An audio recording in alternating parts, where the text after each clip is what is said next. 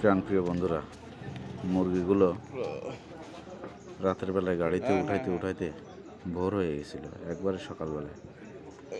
দেখুন মুরগিগুলো গাড়িতে ঢোকানোর পরে মুরগিগুলো কত সুন্দর করে গাড়ির ভিতরে বসে আছে। এখন চলে যাবে পাইকারি বাজারে, সেখান থেকেই বিক্রি হয়ে যাবে। তারপরে